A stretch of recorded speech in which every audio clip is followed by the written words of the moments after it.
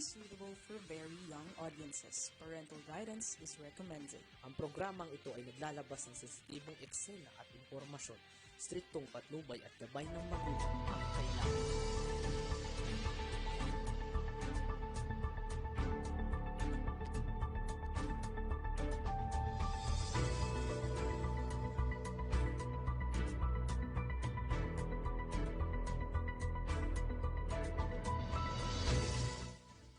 Okay, isang magandang araw po sa atin lahat mga kakampi. Tingnan natin ang ating kakalsadahan sa araw na ito. Ayan, tingnan natin ang Balintawak Toll Plaza. Ayan, nako, napakaganda po ng Balintawak Toll Plaza. So, pwede po tayong mag-travel agad-agad ngayong umaga. Diba? Ang Valenzuela. Tingnan natin ang mapulang lupa, Valenzuela. Medyo ang south at northbound ay medyo napupuno-puno pero passable pa rin naman. Diba? Ang daming sasakyan. Oh, anong araw ba ngayon? Ha? Okay. Yan. At sa Mindanao Toll Plaza naman, medyo nagkakaroon ng pagsikip lang dahil siguro ito yung nagbabayad ng mga toll fee, di ba? O yung arpid. Sa May Kawayan, passable pa rin. Napakaganda pa rin po ng takbo. Bukawi Toll Plaza, ganun din. At syempre, of course, ang San Fernando. Ayan, maganda ang kakalsadahan natin ngayong araw na ito. Yan. Okay, sa Mindanao Toll Plaza, yan, medyo nagsisikip. Dahil lamang yan sa Toll Plaza kasi yan di ba? O yan. Okay, at syempre ngayong araw ng Miyerkules, abangan pa rin po natin ang mga magagandang mga programa po dito sa ating Kakampi Online Live.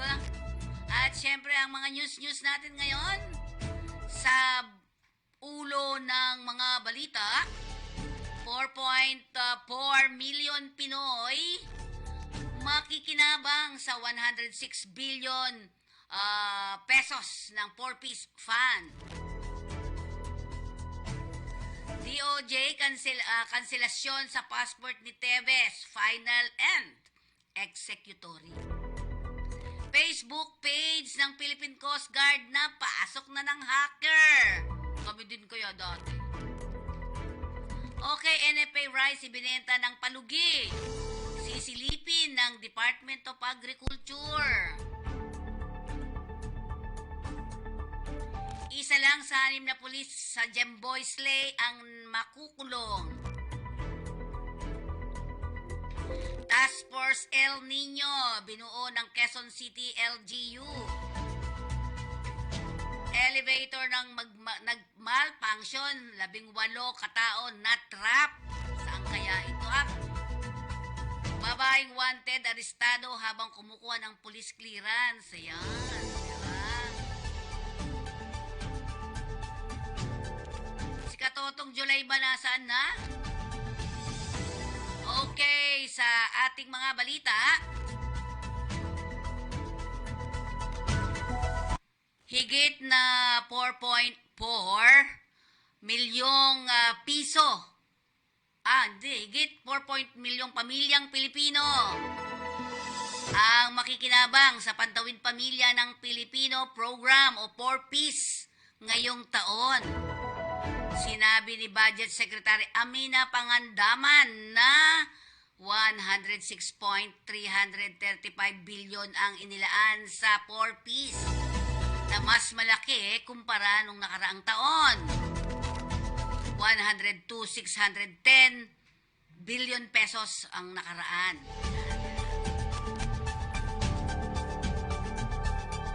Sakop ng naturang alokasyon ng mga ayuda para sa kalusugan na nagkakahalaga ng 750 bawat buwan at 600 bawat buwan naman bilang mga subsidiya sa bigas para sa 4.4 milyong pamilya.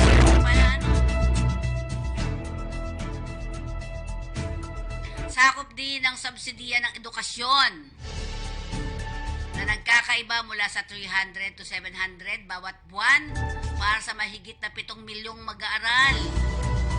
Matatandaan na State of the Nation Address o SONA, inatasan ng Pangulong Department of Social Welfare and Development na tiyakin na ang mga karapat-dapat lamang ng pamilya ang kasali sa 4-piece program. Bukod pa dito, nila nangako ang Pangulo ng iba't ibang hakbang kabilang ng tulong at pagtiyak ng sapat na budget para sa mahihirap na sektor. Ang 4Ps ay isang strategiya o strategy ng pamahalaan sa pagbabawas ng kahirapan at ang isang programa na mamumunan sa human capital na nagbibigay ng conditional na cash transfer sa higit na nangangailangang pamilya sa loob ng pinakamataas na 7 taon upang mapabuti ang kalusugan, nutrisyon at edukasyon ng mga batang may edad 0 hanggang 18 taon o 0 to 18 years old. Nilinaw kahapon ng Department of Justice, DOJ, na final at executory na ang kanselasyon ng pasaporte ni dating Negros Oriental Arnolfo Teves Jr. Sa isang pulong balitaan kahapon, ipinaliwanag ni Justice Assistant Secretary Miko Clabano na ang 5 araw o 15-day period para maghain ng apela sa desisyon ng hukuman ay nagkakansila sa pasaporte ni Teves ay natapos na. Kamakalawa, ito ay February 26, Lunes po ito, sanhi upang maging pinal na ito. Walang umapila di ba?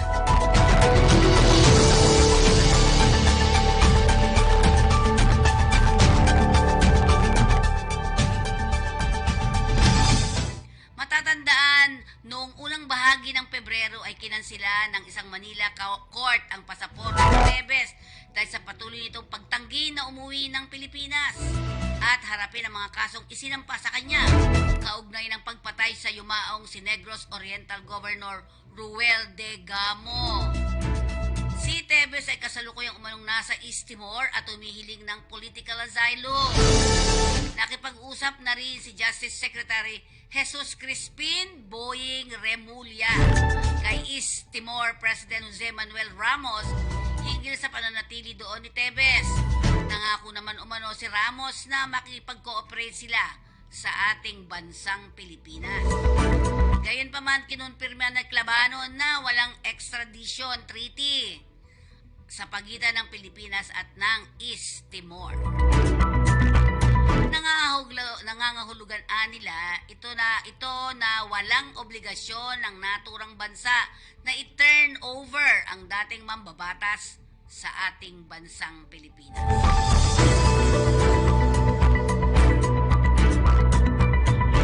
Nakompromiso naman ang Facebook page ng Philippine Coast Guard matapos na isang unknown entity ang makakuha ng access na ito. Base sa sinagawang initial diagnostic ng Coast Guard Public Affairs o CGPAS, ang naturang unknown entity ay walang iniwang anumang digital traces ng official email o official email addresses at ng mga mobile phone na ginamit ng CGPAS upang i-stabilisa ang security key bilang karagdagang layer ng online security protection. Uli sila naka-access at nakapag-post ng naturang FB page dakong alas 10 ng umaga o ika-10 ng umaga.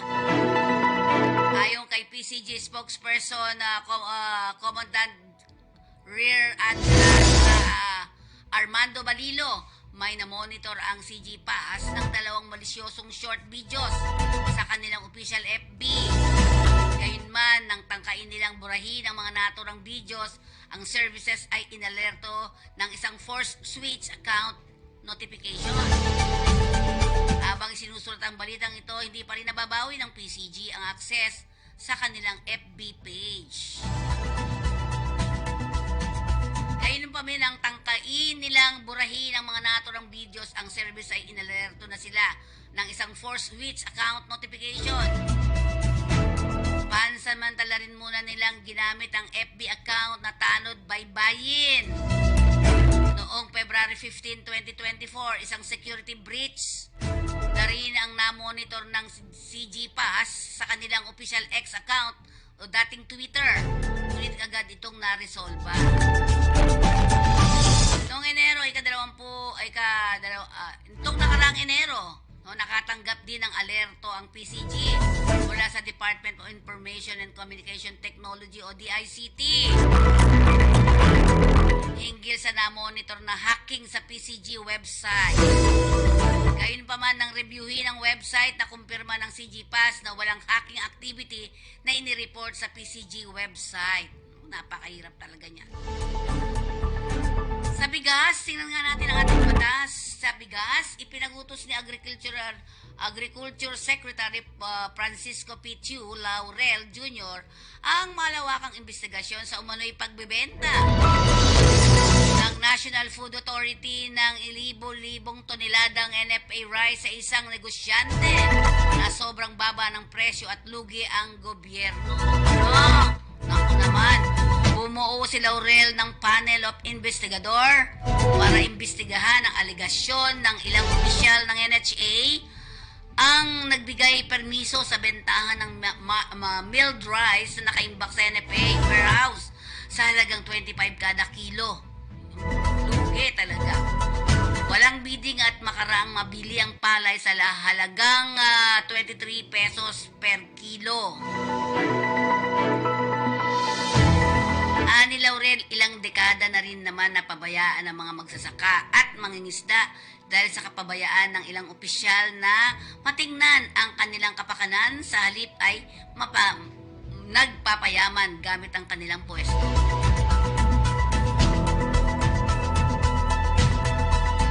Samantalang dakuan natin ang kapulisan doon sa Jemboy Slay. Yan, di ba? Tingnan natin. Hinatulan ng Navotas Regional Trial Court ng 4 hanggang 6 na taong pagkakakulong ang isa sa 6 na pulis na botas na sangkot sa pagpatay sa 14 na taong gulang na si Gerhode o Jemboy Baltasar. Gerhode, yun.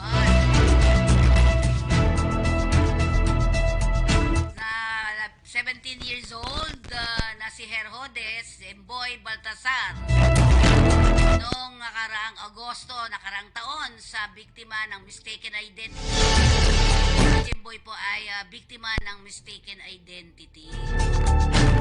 Sa desisyon naman ng Navotas RTC Branch 6286 kahapon, tanging si Police Staff Sergeant Jerry Sabate, maliban ng Intelligence Service, ang napatunayang guilty sa kasong homicide at masisintensyahan ng makulong ng 4 hanggang 6 na taon. Bukod dito, pinagbabayad din sila ng 50,000 para sa moral at civil damages. Samantala, guilty naman sa kasong illegal discharge of firearms sina Police Executive Master Sergeant Roberto Diozo Balais Jr., Police Staff Sergeant Nico Pines Corolla Esculion at Patrolman Benedict Danao Mangada at pagkakabilanggo ng hanggang 4 na buwan habang absuelto sa kaso si Police Staff Sergeant Antonio Balsita Bugayong ng Intelligence Service. Ikinagulat naman at ikinalungkot ni Rodaliza Baltasar, ina ni Jemboy, ang desisyon ng korte laban sa 6 na pulis na una ng kinasuhan ng murder. Ang lalaki ng katawan ni Jemboy, bata pa, no? Ayon kay Rodaliza, sobrang sakit ng pagkawala ng kanilang anak, subalit mas nadagdagan pa ito ng naging desisyon ng korte. Aniya, pinagtulong-tulungang barilin ng mga pulis ang aking anak hanggang mapatay ito noong Agosto 2 habang naglilinis ang kanyang bangka sa barangay NBBS Kaunlaran na Botas City. Giit ni Rodalisa, 4 na taon lamang magdurusa sila maliban sa hindi sapat na hustisya at katarungan para kay Jemboy. Ayon kay Rodaliza, ilang taon lang po yung anak ko. May pangarap pa po siya. Wala pong dahilan, pinatay po siya ng walang dahilan. Wala pong kalam-alam. Yan ang anak kong wala pang kasalanan. Yan ang sagot ni Rodaliza. Matatandang kasama ni Jemboy ang kanyang mga kaibigan na naglilinis ng bangka nang dumating ang mga pulis at pinaputukan ang mga ito ng mapagkamalang suspect sa kasong pinapalo up nila. Batay sa information sheet, 2 tama ng bala ng baril sa ulo ang tinamo ni Jemboy habang papatalon sa ilog. Lumitaw sa death certificate ni Jemboy na maliban sa tama ng bala ng baril, naging sanhiri ng pagkamatay nito ang dahil sa pagkakalunod.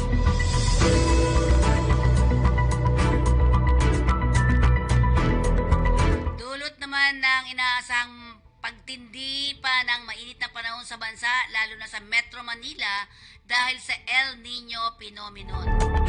Kung kaya't bumuo na ang Quezon City Local Government and Task Force El Nino. Ang naturang task force ay pamumunuan ni City Assistant Administrator for Operation Alberto Quimpo. Matatandaan na noong 2023 nanguna ang Quezon City na gumamit ng treated wastewater bilang water saving initiative para maibsan ang epekto ng El Nino sa naturang lungsod. Sa ilalim ng pamumuno ni Quezon City Mayor Joy Belmonte, lumagda ang lungsod ng Memorandum of Agreement sa pagitan ng Maynilad Water Services Incorporated para sa paggamit ng treated wastewater para sa paglilinis ng mga parks, public spaces at gardening.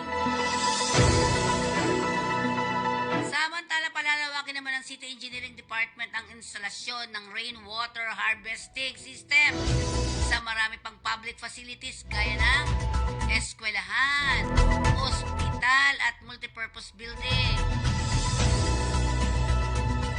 Sa kasalukuyan, rainwater harvesting system ang gumagana sa naturang lungsod. Hinikayat din ni Belmonte ang mga Quezon City citizen o Q-citizen na makiisa sa lokal na pamahalaan at seryosohin ang pagtulong solusyonan ng maibsan ang epekto ng climate change phenomenon upang maingatan ang kalusugan ng bawat mamamayan at hanap buhay sa lungsod. Samantala, 18 katao ang natrap ng malfunction ng elevator ng kanilang sinasakyan sa loob ng isang commercial building sa San Juan City na makalawa ng gabi. Hindi naman kaagad nakuha ang pagkakilala ng mga biktima na pawang nasa maayos na kalagayan na ngayong matapos naligtas at masagip ang mga tauhan ng Bureau of Fire Protection. Thanks God. Sa ulat naman ng field unit ng BFP National Capital Region, nabatid na pasado alas 6:40 o 6:40 ng gabi nang makatanggap sila ng ulat na may mga taong natrap sa loob ng elevator ng isang gusali sa Annapolis Street sa Barangay Green Hills.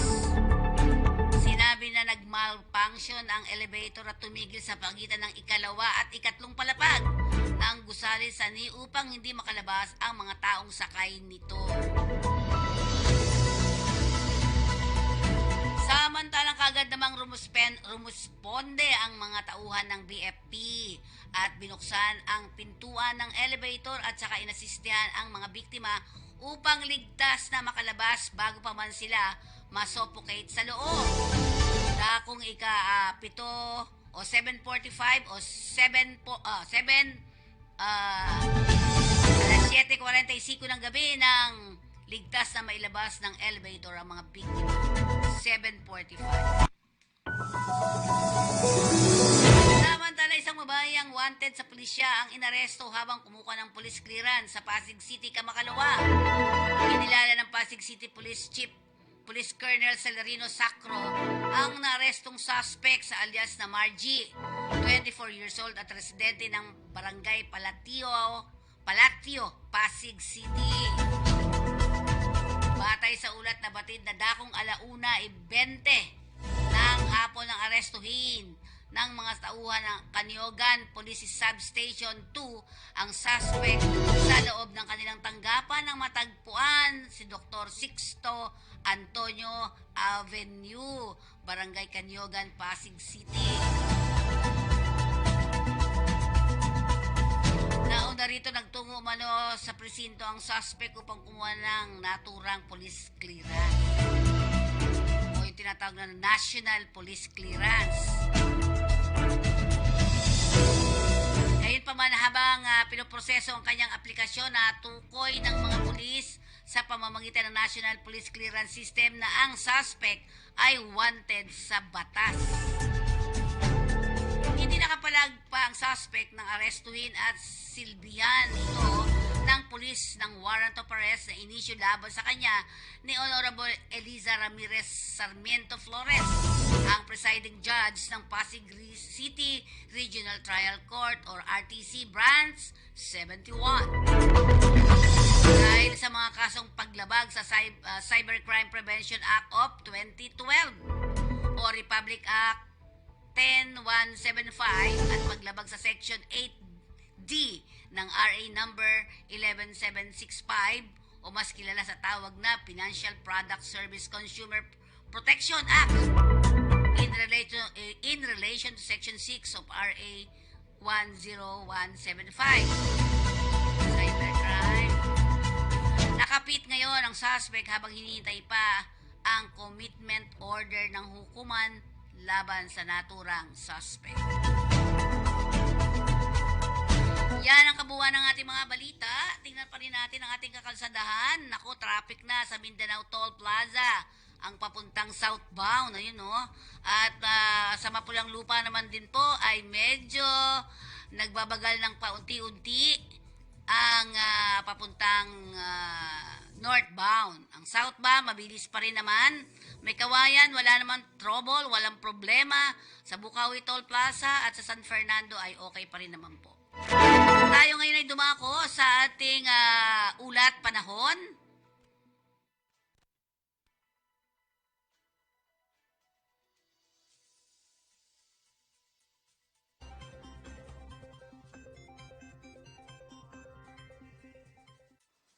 Magandang umaga mula sa Pag-asa Weather Forecasting Center. Narito na ang lagay ng panahon ngayong araw ng Miyerkules, February 28, 2024. Sa ating latest satellite images, makikita natin na patuloy ang pag-iral ng Northeast Monsoon o Amihan, partikular na dito sa may bahagi ng Luzon at Visayas. Ito ang magdadala ng mahihinang pag-ulan, partikular na sa bahagi ng Cagayan Valley Region at gayon din sa lalawigan ng Aurora. Sa nalabing bahagi ng Luzon at Visayas, kasama rin yung kamay nila, nasaan pa rin natin yung mga isolated o pulupulong mahihinang pag-ulan. So generally, sa Luzon at Visayas ay fair weather ang mararanasan pero posible pa rin yung mga isolated light rains. Sa bahagi naman ng Mindanao, may mga kaulapan dito particular na magdadala ng mga pag-ulan, mahina sa ng tamang pag-ulan, particular na dito sa may bahagi ng Caraga at Davao Region. Sa nalabing bahagi naman ng Mindanao, mga isolated or mga pulupulong pag-ulan, pagkilat pagkulog ang siyang mararanasan. Sa kasalukuyan, wala pa tayong minomonitor na low pressure area na maaaring maging bagyo na papasok sa loob ng Philippine Air Responsibility. Sa pagkatapos nga ng buwan ng Pebrero, wala tayong naging bagyo or wala na tayong asahang magiging bagyo sa loob ng Philippine Area of Responsibility. Pagpasok ng Marso, hanggang isang bagyo naman ang ating maaaring asahan. 0 to 1 yung ating ina-expect na mabubuong bagyo sa buwan ng Marso. At narito nga ang ating magiging lagay ng panahon dito sa Luzon. Makikita natin ang mas malaking tsansa ng maihinang pag-ulan, partikular na sa bahagi ng Cagayan Valley at Aurora, dulot yan ng Northeast Monsoon. Habang sa nalabing bahagi ng Luzon naman, makararanas pa rin ng mga isolated o pulupulong maihinang pag-ulan, mga ambon ho ito, na dulot pa rin ng Northeast Monsoon o hanging amihan. Yung agwat nga ng temperatura sa Lawag, 22 to 33 degrees Celsius, sa Tuguegarao naman, hanggang 30 degrees Celsius, sa Baguio, 15 to 24 degrees Celsius, Sa bahagi ng Kamaynilaan, 22 to 32 degrees Celsius. Sa Tagaytay naman, 21 to 29 degrees Celsius. Sa Legazpi, 24 to 30 degrees Celsius. Dumako tayo sa Palawan, Visayas at Mindanao. Sa Palawan, patuloy pa rin ang pag-iral ng northeast monsoon na maaaring magdala ng mga isolated light rains at ang temperatura sa Kalayaan Islands, 26 to 31 degrees Celsius. Sa Puerto Princesa, 25 to 32 degrees Celsius. Mararanasan din ang epekto ng amihan sa iba pang bahagi ng Kabisayaan na maaaring magdala ng mga isolated o pulo-pulong mahihinang pag-ulan sa Iloilo. Agwat ang temperatura ay 25 to 30 degrees Celsius. Sa Cebu naman, 25 to 30 degrees Celsius. At sa Tacloban, nasa 24 to 33 degrees Celsius. Mas malaki naman yung tsansa ng mga pag-ulan sa bahagi ng Eastern Mindanao, partikular na itong mga rehiyon ng Caraga at Davao Region dahil sa mga kaulapan na ating mga minomonitor sa kasalukuyan. Iba yung pag-iingat sa lugar na ito, partikular na sa Caraga at Davao dahil ang mga pag-ulan ay maaaring magdulot ng mga biglang pagbaha o flash flood at mga pagguho ng lupa o landslides. Sa nalabing bahagi naman ng Mindanao, makararanas ng mga isolated o pulo-pulong mga pag-ulan na may kasamang pagkid at pagkulog na dulot naman ng mga localized thunderstorms. Agwat ang temperatura natin sa Zamboanga, nasa 24 to 34 degrees Celsius. Sa Davao naman, 24 to 33 degrees Celsius. Sa Cagayan de Oro, nasa 26 to 30 degrees Celsius. At bagamat may amihan tayo, wala pa rin nakataas na gale warning sa anumang bahagi ng ating kapuluan. Bagamat inaasahan natin yung katamtaman hanggang sa kung minsan ay maalo na karagatan, partikular na silang bahagi ng Luzon at silangang bahagi ng ating bansa. Iba yung pag-iingat, lalo na kapag meron tayong mga thunderstorms na biglang magpapalakas ng alon ng karagatan. At narito naman ating magiging lagay ng panahon sa mga susunod na araw. Dito sa Luzon, nakikita ho natin na posibleng unti-unting hina na ulit yung hanging amihan hanggang bukas. May amihan pa rin sa Kamaynilan habang sa Baguio hanggang sa pagtatapos ng linggong ito ay makararanas ng epekto ng hanging amihan. Sa Legazpi naman ay mga isolated rain showers and thunderstorms ang mararanasan. So posible pa rin yung malalamig na gabi sa ilang bahagi ng partikular na sa Northern Luzon.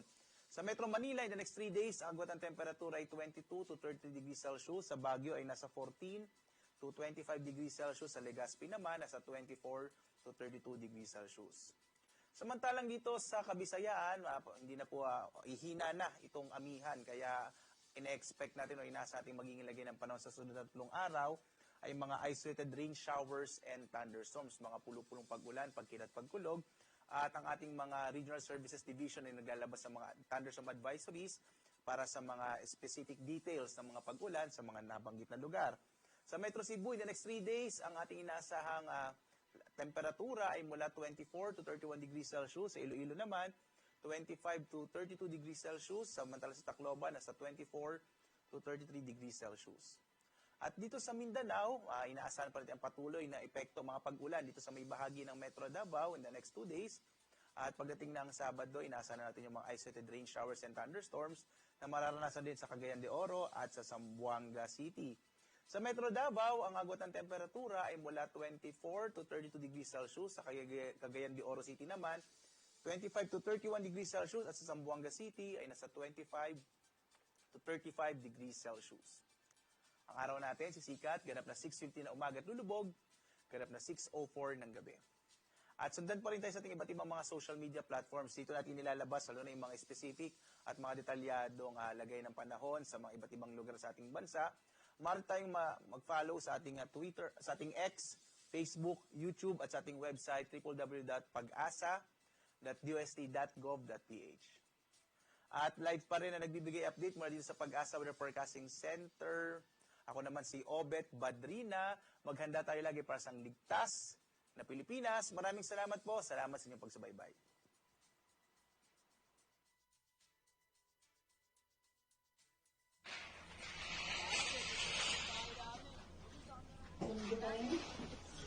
Thanks God na lang po at hindi kumalap eh, no? Napakarami niyo palang mga bahay dyan.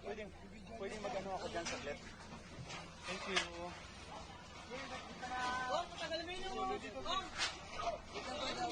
Yes.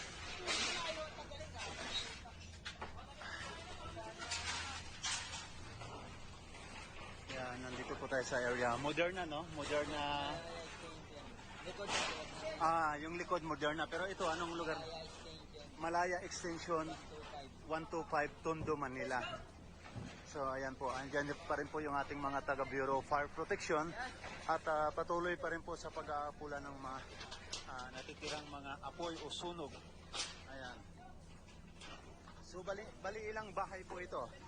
Sa dalawa, tatlo, apat bahay po ayon dito sa ating mga nakapanayam na mga taga-residente. So 7 bahay. So ngayon po, kasalukuyang nandito pa rin yung ating mga taga Bureau of Fire Protection para naghahanap pa rin po sila ng kung saan pa po yung usok o apoy at patuloy pa rin po nilang inaapula ito at binubugahan po ng tubig para matapos na po yung salanta ng sunog na ito. Yan. Mamali ka na, lumabas ka na, umaabot na sa akin. Ayun po. Kaya kinuha ko lang yung birth certificate ko, kung ano lang po yung nandun sa tulugan ko, yung isa ko pong cellphone. At thanks God naman po at puro mga light material yung ditong mga nakatira. Kami lang Buti po na lang kasi po yung hindi talaga dumamay ng dumamay, no? mabilis silang madilaan kasi. Ang tagal pa po ng Hindi dito daw. Yeah, problema kasi, ganito po kasing area na to, tututusin, talagang napakahirap pong pumasok bigla-bigla dito dahil kamo napakaliit ng area. Pero thanks God at alin yung bahay ninyo dyan? Ay, yung nasa gitna. Ayun. Nasa gitna na yon, yun yung bahay. Okay. Wala naman pong nasaktan sa pamilya nyo? Wala naman. Nakatakbo po agad? Kapatid ko lang tumulong kasi sa baba. Pero nasikaso na po ng mga medic natin? Hindi ko alam kung kapatid ko nasaan na eh. Binata naman po yun. Okay. So ano pong hiling niyo sa ating mahal na Mayor Acuña para matulungan sana kayo? Ano lang po, kahit maliit na bahay lang. Siyempre po, karapatan niyo yan. Kasi lahat ng mga namin, pati mga balit baby ko, wala po. Naubos lahat. Wala ka talagang, Wala po, eto lang wala po. ka talagang nailabas? Wala po, eto lang. Birth certificate ng anak ko, yun lang po. So biglang lakas po ba ng apoy? Ano po kasi eto, syempre puro kahoy. Oo. Sabi ng Light anak, material. oh, wala naman po kasi kami nakasegat po po yun. Natutulog po kasi ako sa baba. Ngayon, yung anak ko, nasa baba, nasa taas, tulog din, yung isa kong pinasa. Okay. Ngayon, naiinitan na daw po siya, nararamdaman niya, naiinitan siya. Ngayon, nagising po siya. Pagkatayo niya po, sabi niya sa akin, Mama, may sunog. Sabi ko, saan? Doon sa kabila. Sabi niya gano'n, tubig mama, tubig. Sabi niya. O, inabutan ko po siya, nag-abutan po kami ng tubig. Ayun, tapos siyempre inanuhan niya po yung Saan kabila po? Dito sa side na to? magkakadikit lang po yan eh. Okay. Magkakadikit lang po yan eh. Nag-anuhan po kami ng tubig. Inanuhan niya yung ganda dito. Ilagyan niya ng ilagyan niya ng tubig. Kasi konti lang pinabigay ko dahil konti lang naman ang ulam namin eh. Ngayon po, nung sabi niya, Mama, aabot na sa atin. Ay, Ang kabahayan. Buti na lang, naagapan no?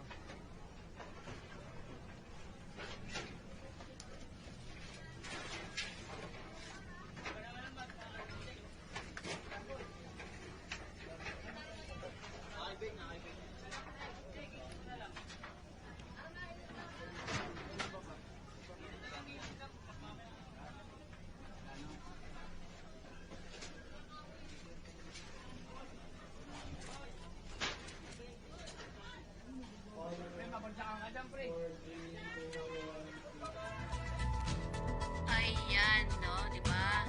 At, naku, medyo mahirap talaga masunugan, di ba? At para sa ating balita, para sa ating mga trabaho patrol tayo. Ang Kakampi Online ay kasapi ng Philippine Online Broadcasters Association. Ang iQuest ay nangangailangan ng papuntang Taiwan, no? Factory worker. May bago ko pinagdala. Okay, 200 factory workers naman ang kailangan nila dyan. Ayan. Ang interview nila ay ito, March 6 and 7.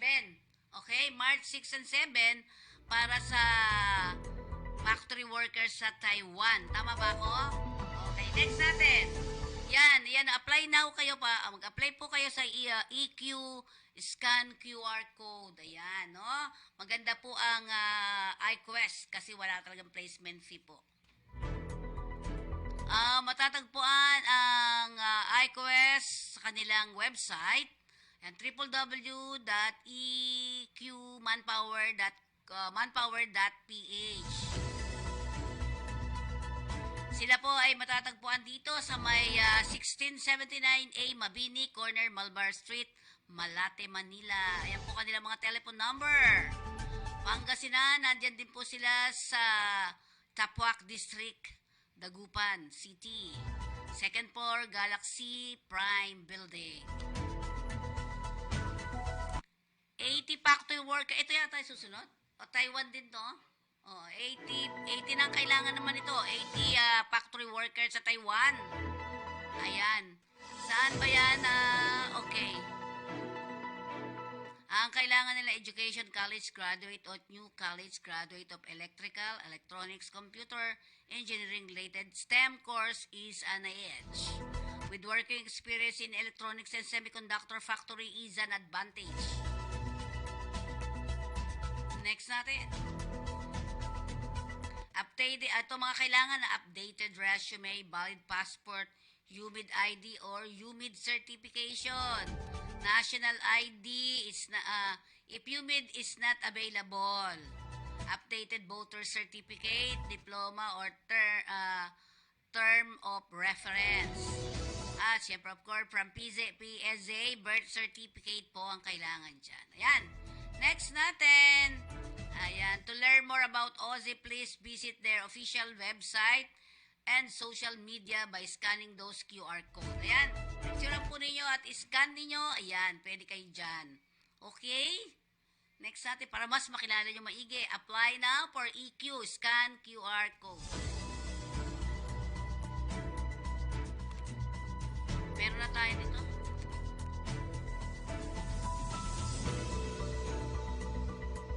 Ayan po mga sa Pangasinan, meron din ang iQuest. Pwede kayo mag-apply doon. Okay. Ang Perido, Slovenia, ang kailangan, no fees in form and purpose will be collected from the applicants. Wala po kayo babayaran kahit 5 dulig.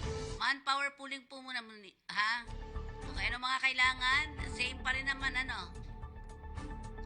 Ayan, kitchen assistants, kailangan nila ng 5. Vocational course, graduate in HR, SFB.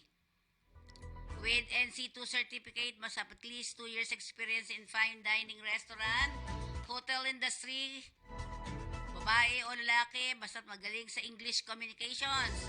Ang timbang tuloy. Ang kanyang tangkad o height minimum of 160 cm. Okay, we are open for walk-in applicants tomorrow daw po o tomorrow. February 2024, 28 na ba bukas? Okay. O kaya ay pwede kayong mag-send ng inyong updated resume to perido4slovenia@gmail.com at anong subject o posisyon ninyong a-applyan sa Perido. Okay, next natin. Ito naman, palagay ko to FBS to, LBS pala, FBS. LBS, Riyadh, Saudi Arabia, Anpas Medical Care Hospital. Kailangan nila ng female nurses sa ICU at saka sa endoscopy. Staff nurse 1, staff nurse 2, ayan. Ang salary is 5,000 Saudi Riyal plus 300 Saudi Riyal na FA. Yan, minimum of 3 years experience, 2 years contract. Ang staff nurse 2 naman ay nasa 4,500 Saudi Riyal plus 300 Saudi Riyal na dagdag yan. Minimum of 1 year experience, 2 years contract. Okay, saan mag-apply? Apply online, arms.lbsrecruitment.com.ph. Send your updated CV to apply, msd at e/recruitment.com.ph. Ang LBS Solution, pwede nyo puntahan sa number 610 Cochanco Building, TM Calao Street, corner MY Orosa Street, Ermita, Manila. Next natin, ito ang Renzol. Renzol. Kailangan nila ng 300 welders. Job opportunities in Russia. February, ito yung mga parang antag dito, yung mga trade test. February 19, 20, 21, 22, 23, 24, and 26. Ay, tapos na to.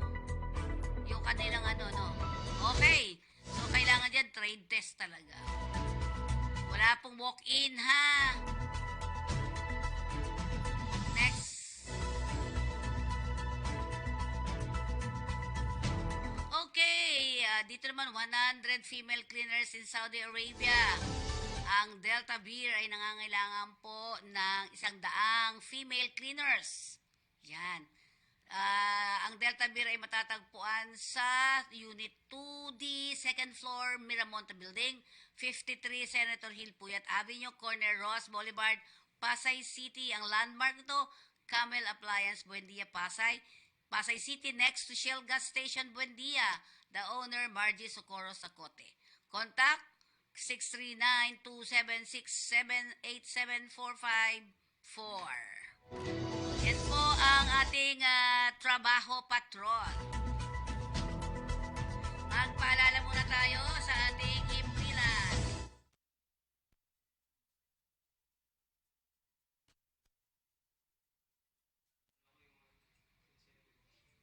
R. Marcos Jr.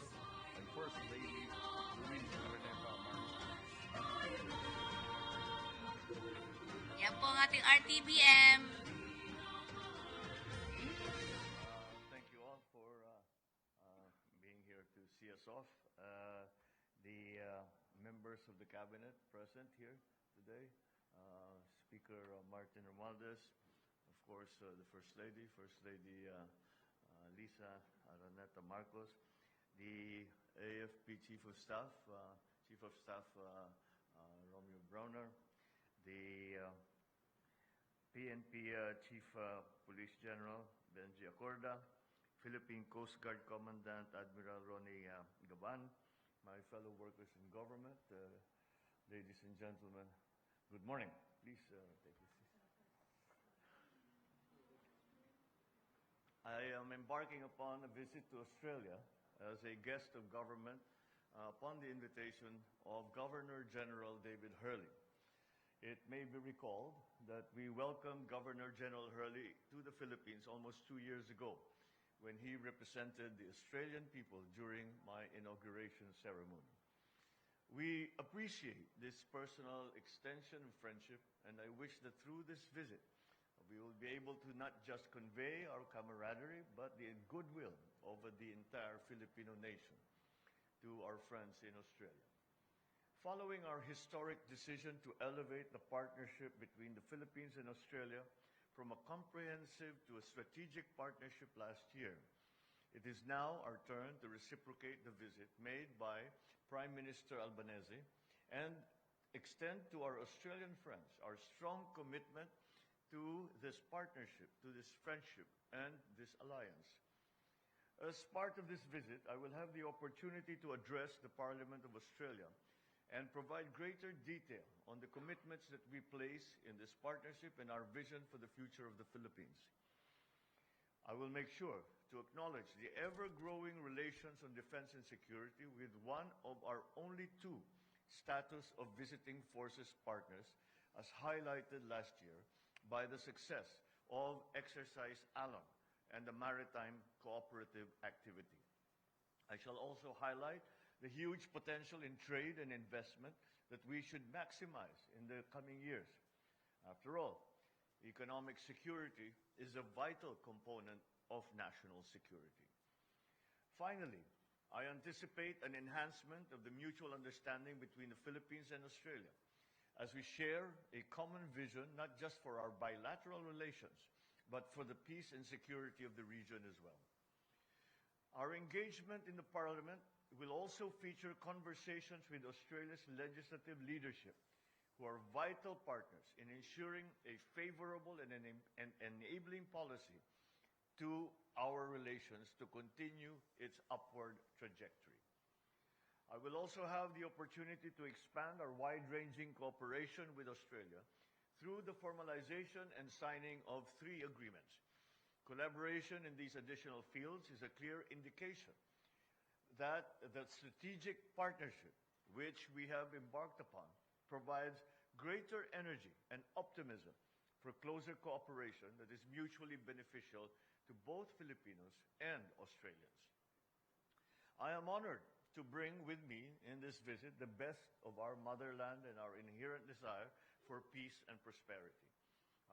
I intend to serve as a bridge that will further connect the 2 democratic maritime nations and promote our visions of amity, development, and cooperation. I hope to bring home with me a more robust, warmer, and closer Philippine-Australian relations. Hinihingi ko po ang panalangin ng sambayanang Pilipino at ang patuloy ninyong pagsuporta. Maraming salamat at magandang umaga sa inyo lahat.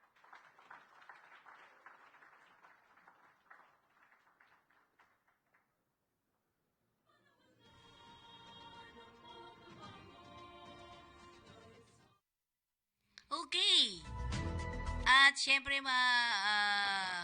makikita natin muna. Pakita mo muna yung mga nangyari kahapon. After niya dyan nagpunta yan sa sa PICC na kung saan nandun din tayo para sa okasyon naman ng pag-ibig. Yan. Dahil dito balitang-balita na tumaas na naman ang dividendo at saka maganda ang nangyari sa pag-ibig. Ibig sabihin, gumaganda ang takbo ng pag-ibig fund. Lalong-lalo na sa mga sumusuporta sa kanya, di ba? At syempre tayo ay awarded din dyan dahil isa rin tayo sa mga sumusuporta at tumutulong sa pagpapaunlad ng kaalaman ng mga tao tungkol sa pag-ibig fund. Tingnan nga natin yung iba. Bukas po siguro, maibibigay namin lahat yung mga iba pa.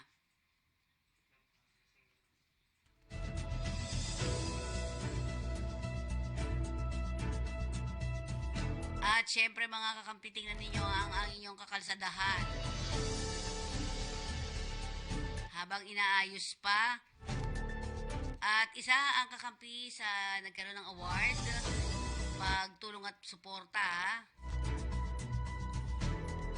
Excellence Award. Tingnan nga natin. Tingnan lang muna natin. Hapyaw-hapyaw pa lang po ito. Maaring bukas makita natin. Ito po yung Excellence Award na tinanggap ng kapisanan ng mga kamag-anak at migranting manggagawang Pilipino Incorporated. Ayan po, ha?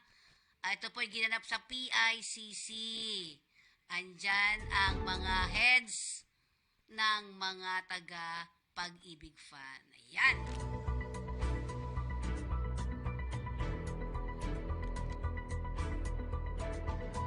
Congratulations naman sa pag-ibig. Ayan po ang plaque of appreciation ng kapisanan ng mga kamag-anak at ng migranteng manggawang Pilipino.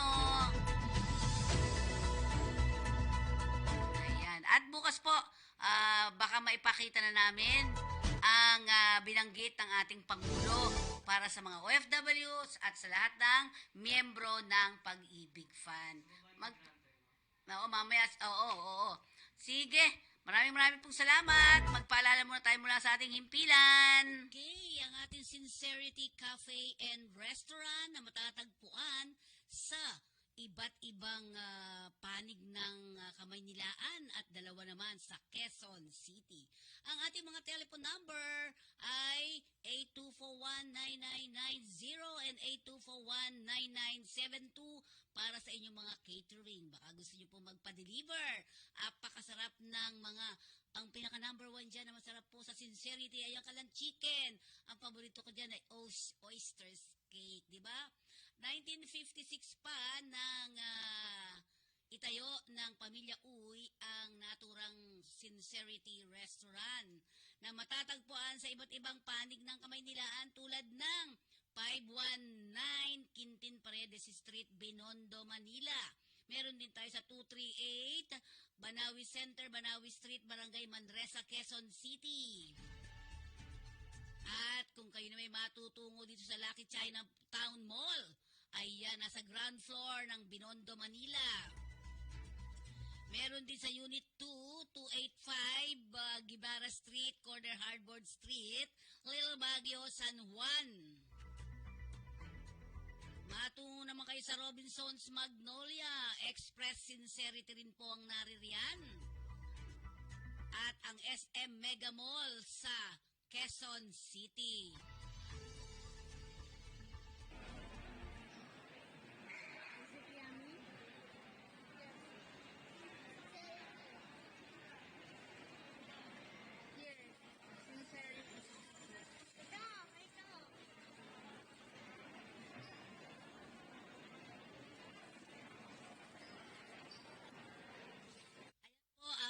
Family Pack ang inyong absolute pure distilled drinking water. I love this water.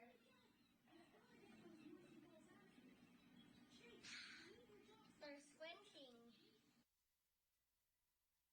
Ayan ang ating absolute pure distilled drinking water. May pang pamilya na, may pang sports pa at pang personal. At para naman sa ating flag carrier ng Pilipinas, andyan po ang ating Philippine Airlines. Ayan, gustong-gusto pong sakyan yan ang ating mga elderly kasi safe ka na, safe and sound sa pagsakay at pagbaba ng ating flag carrier. Okay, at syempre ito yung lingkod Fe Nicodemus. Ang inyong pong lingkod ay magpapaalam pansamantala at bukas magkita-kits muli tayo sa ating programa. Maraming pong salamat!